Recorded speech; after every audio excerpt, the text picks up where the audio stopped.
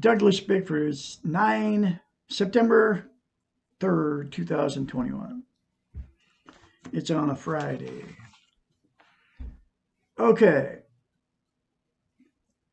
I'm going through a book, Teaching Self-Esteem, from a book called The Portable Therapist by a doctor of psychology. She's a psychiatrist. Her name's Susanna McMahon. Okay.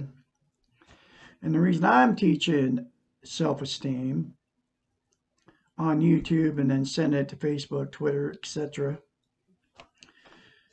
is because I had zip.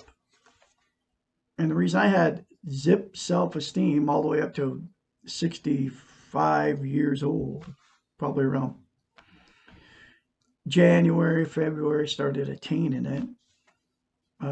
It's because I was sexually molested as a child, okay, by my evil father. He did it to 4 sisters and 1 brother. I'm the youngest of 6, okay. I'm the absolute only one that has self-esteem out of all of us, okay? Because I discovered the very simple concept in the book, The Portable Therapist. It's called mirror therapy, okay? She don't even call it mirror therapy. She just came up with it, I guess. And then I added some stuff to it, okay? Because you cannot lie to yourself in the mirror. That's the psychology behind mirror therapy, okay? I don't think anybody, in fact, I know nobody's teaching it on YouTube and nobody's teaching on Facebook. The very simple concept of mirror therapy and what you do to attain self-esteem on steroids is you look at yourself in the mirror, say, I love you, say, I love my inner child, say, I'm worthy to be loved and worthy to love. She taught me just to say, I love you in the mirror. That's what she said. And then I come up with the more you say to yourself in the mirror positive, the more it will come to you.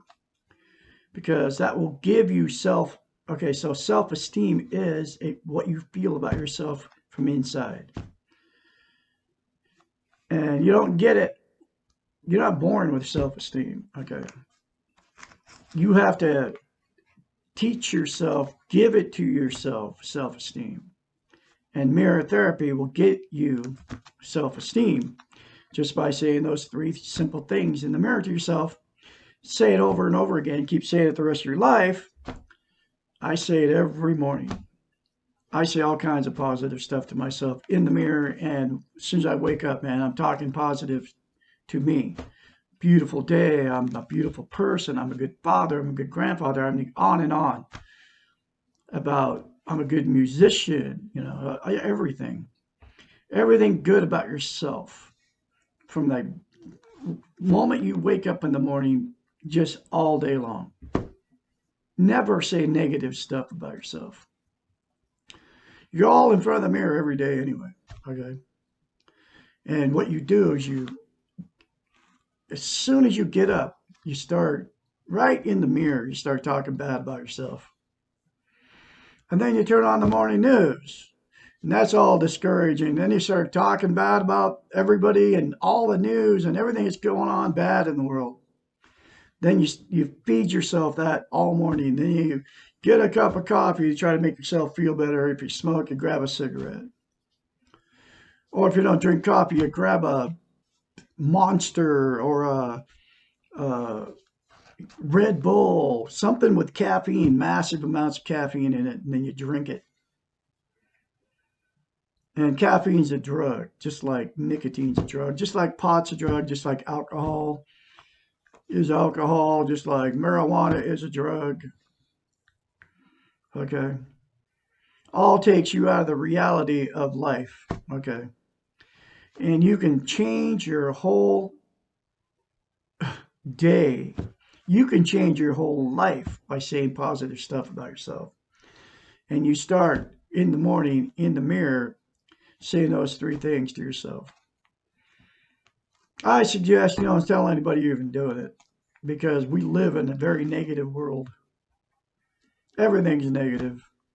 But if you change that, you won't change the world, but you will change you, and your perception of the world will change. It's happened to me in the last 10 months because of all that stuff I say to myself about myself. I don't watch TV. I will not put negative, discouraging stuff in my brain. Okay, and it's everywhere: Facebook, social, all the social media, it doesn't matter where it is, televisions, radios, all a bunch of talking heads telling you all this bad stuff, and then they try to get you to buy stuff from them. Okay, hot chocolate. I quit drinking caffeine, coffee, February 10th, 2021. Then I started drinking tea, and then I quit drinking tea like a month later. Then I went to hot chocolate because I like something warm in the morning. And hot chocolate's way better than either one of those anyway. You don't get that, that caffeine jitters and all that. It's because it's a drug, folks. And then diarrhea. Okay. As soon as you drink coffee, it's a laxative. You gotta run to the bathroom. I mean, literally, you know. So it tells you there's something wrong with it. It's kind of like when you first start smoking, you take a drag. I tried one time to start smoking. It never worked for me because I got sick. Because I took Pall Malls, no filters, and I just kept smoking them one after another. Anyway, I'm teaching self-esteem on YouTube, okay? And one chapter at a time, because if you don't have any self-esteem, you get yourself in very bad situations. Romantic relationships, it turns out toxic, because without self-esteem, you attract exactly what you are. Somebody doesn't love themselves. So, and without self-esteem, you can't love and you can't be loved. So you'll get somebody that won't love you because can't love them either.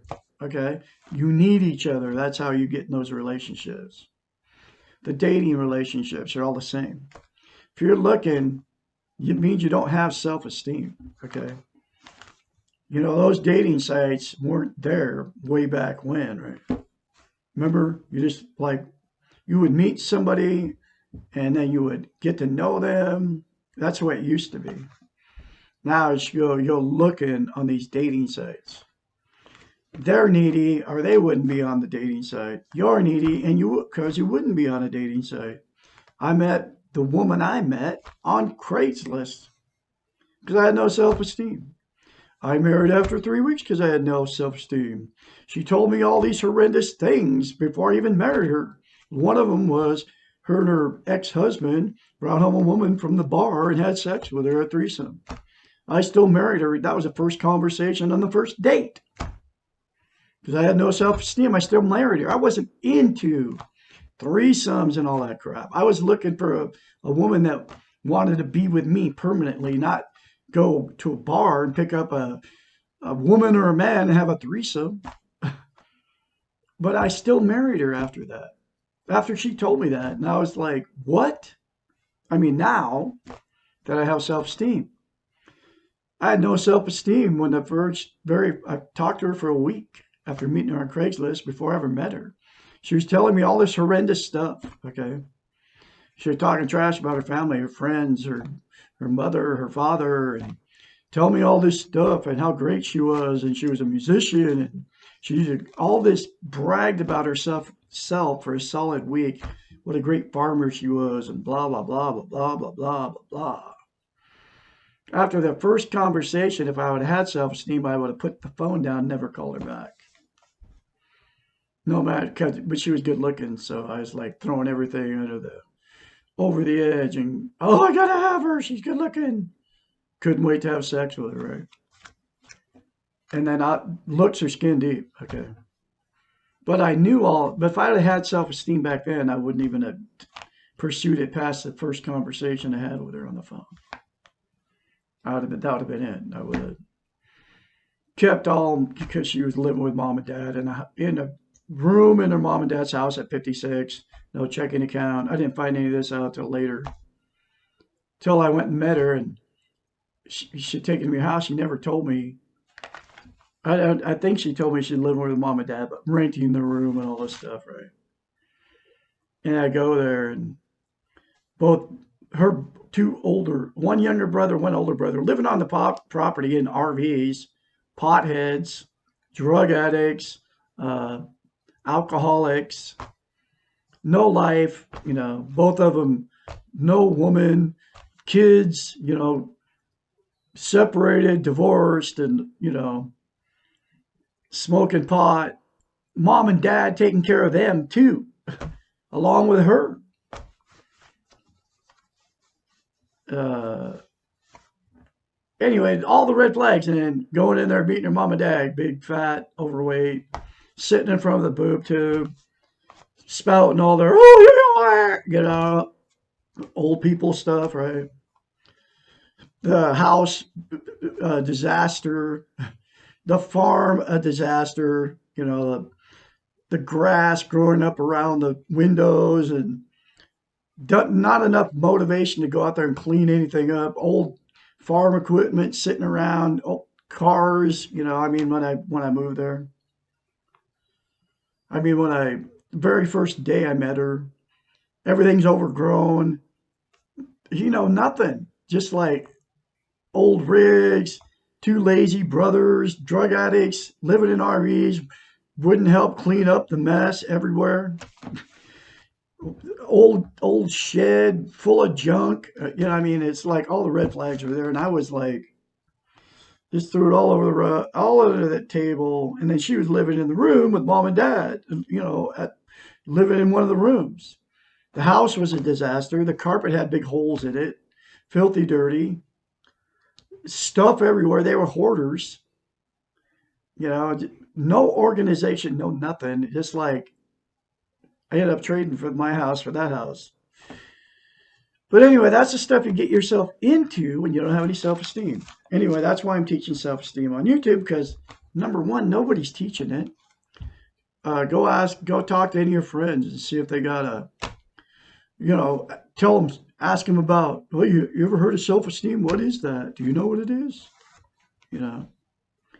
And nobody talks about it, nobody knows about it. And then start talking about the inner child that we all have living inside of us. Nobody knows about that either. In this book I'm teaching out of goes through all that stuff. I just went through the chapter Inner Child. That's why you have to say, I love you. You can't have self-esteem unless you nurture and tame down your inner child. It's a little 2-year-old living inside you. That was you when you were a little kid.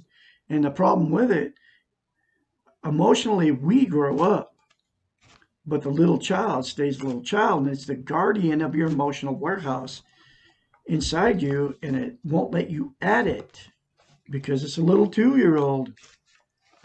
And people don't know this stuff, and she is the one that taught me about it, because she went to school to learn about this stuff. And you don't ever hear any of this stuff, Facebook and all that. It's just how you look. Facebook's just like how you look and all the cool stuff, and it's always about pictures of yourself, right? Facebook. I look at all these pictures, and they've got everybody addicted to Facebook because everybody's getting their weak ego by putting your face up, on that platform, and then just sending it all over. And there's like half the planet is on Facebook. Think about it. Okay. They created it for a reason. Okay. People spend a lot of time on Facebook. I guarantee it. On their phone. It's all on your phone now. These people live over in Pakistan, all these different countries. They don't have running water. They don't have paved streets, buildings falling down all around them. They don't have electricity in their homes. They barely have any money, but they got a cell phone, and they're putting themselves up from all these different countries that are dirt poor, barely have any food. They don't even hardly have any food, but they got a cell phone and they're putting all their little pictures up of themselves. And look at the picture behind. You see the picture of whoever it is, right? Look behind them. There's garbage. There's dirt. There's no paved streets. There's nothing. Okay. No infrastructure. Okay. That's the way it is for those people over in those countries. You know. But that's how they got us, and then they'll probably spend every last dime they get. I couldn't even imagine how much a cell phone costs over there. You know, how hard it is even to get one, right? Uh, I don't think they have regular mail service like the United States or no more other countries. You know. Anyway, this book, this chapter is Why Am I Depressed? And I can be your mentor when you start going through the change. My phone number is 458-232-5238. Get a hold of me. I can help you out. Okay.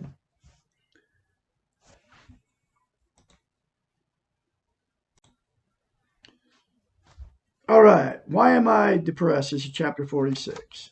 One way to define depression is that our anger has turned inward against ourselves until everything becomes self-defeating. Depression exists when our thoughts, our perceptions, and our observations of reality begin to match the negative expectations that we have created for ourselves and for our world. So you create your own depression. And by doing everything I just said, being positive, you won't get depressed. Okay. People become depressed when they are not encouraged, reinforced, and taught to believe that they are good. Oh man, that's why the positive affirmations are so important, folks. The television is negative, and so is Facebook. It's discouraging to you. Sensitive people often respond to all the negativity in this crazy world by internalizing it and becoming depressed. It is important to note that there are many types of depression, but the two main sources are genetic, physiological, and situational adjustment reactions. Those of us who have a family history of depression and who are frequently depressed without reason may need to be evaluated for physiological causes. In these cases, medication can often provide relief from what is genetically at fault. Trying to talk ourselves out of our depressions with only therapy or using role models and support from others is similar to trying to talk ourselves out of a vitamin deficiency. In these cases, our development of self-esteem will be severely hampered by a biological impediment. Antidepressants work, and we do have physiological depressions. Using these medications along with support and therapy makes the most sense. So in other words, there are reasons for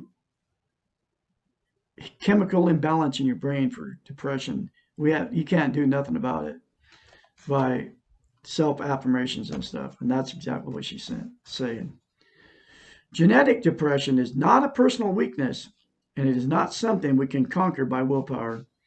It is similar to the color of our eyes in that we were born with this trait and it is out of our control. Seeking help from all available resources, including medication, puts this depression within our control. The other main source of depression is situational. Main source of depression. So this is what most people are depressed because of. This means that we are affected by something in our environment. The television. There are many good reasons to be sad, and it is a human response to be depressed when we encounter loss and trauma and pain. But this type of depression caused by loss is similar to pain in that it will decrease over time. Chronic depression is different. This does not pass over time, but takes over our lives, and because the only way we perceive the world through depressive eyes. Chronically depressed people are angry and self-centered. They do not have any sense of their own personal power, and they do not feel strong enough to take responsibility for themselves. The people around them know how much negative power these depressives exert. These people are very difficult to love because they turn away from love either for themselves or for others. Chronic depression is not a feeling like sadness. It may be an absence of all feelings or an overwhelming combination of all feelings together, which produces a lack of feeling. Chronic depression may feel hopeless, but it is not. People can and do get over their depressions. If you are chronically depressed, accept it and stop the blame. It helps enormously to want to be over the depression. Realize that you're not only feeling depressed, but that you're also behaving in a depressed manner, which is smoking pot, drinking alcohol to try to make yourself happy. But those things don't make you happy. Okay. Realize that you're not only feeling depressed, you're behaving in a depressed manner. You can change your behaviors and your feelings will follow. Drag yourself out of your depression long enough to seek help. Try courage. Do something different, even though you do not want to, or, or you do not have the energy to do it. In other words, get your butt out of bed. Start doing something with your life instead of feeling sorry for yourself and go and smoke and more pot or drinking. Okay. Oh, poor me, right? You know what I'm talking about. People that are alcoholics, they'll just continue to drink, and and the drinking keeps causing problems, and they keep drinking. You know, I got a neighbor walks up and down the street. He's always got a bottle, always got a bag, and it's always got alcohol in it. The guy is like 60 years old, has absolutely nothing, living in a tent in somebody's backyard. Try to talk to him, and then I told him to quit drinking one day, and he's like, I haven't seen him since. Okay. I mean, he walks by, but he doesn't talk to me anymore because they want people to feel sorry for him. And then and he's always drunk. And then, anyway,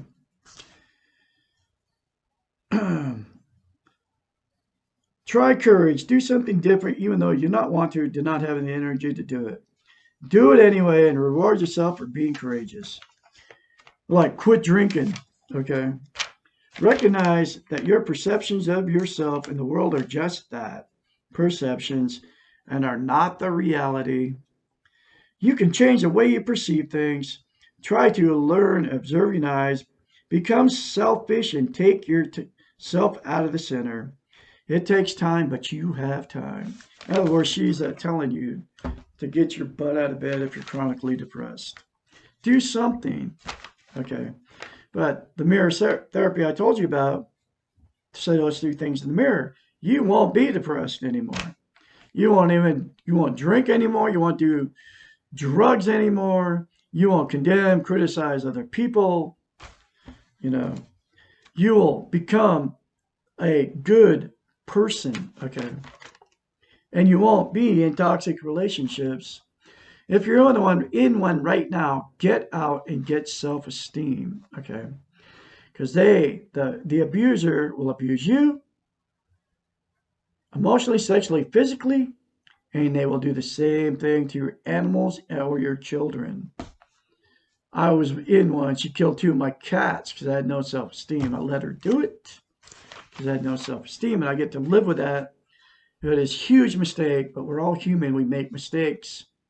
I've forgiven myself for that, and I'm getting on with life and continuing. I'm full of self-esteem now because of mirror therapy and going through the book, reading it. Get the book, folks. It's in a link in the description of this video. Like, sub, and share my videos on YouTube when you see them. I have many channels. And like I said, I can be your mentor and help you and encourage you along the way to get healthy minded. So you don't have to be abused by people anymore. Because you have to remove yourself from people that discourage you and put you down and don't help you, become a better person. Okay. I've done it. I had to remove myself from my own children, my ex-in-laws, ex-wives, and all that stuff, you know, because they're discouraging to me. And I'm on top of the world now, and I can live by myself. I don't need to be around toxic people that make me feel bad about myself. You don't have to be, folks. It's your choice. It's also your choice to love yourself or to not love yourself. It's your choice. You can change the way it is right now if you go look in the mirror and say, I love you. Say, I love my inner child. Say, I'm worthy to be loved and to be loved. And keep saying it, no matter what anybody says to you. Don't tell them, and then you don't have to deal with it. Just do it, okay? And then get the book, Portable Therapist, read it, reread it. This is my third time going through this book. I'm going to keep going through this book because I keep learning more concepts out of it. Anyway, Douglas Bickford will have another episode from the Portable Therapist, which will be chapter 47, Why Am I So Afraid of My Feelings, tomorrow. Y'all have a great day out there.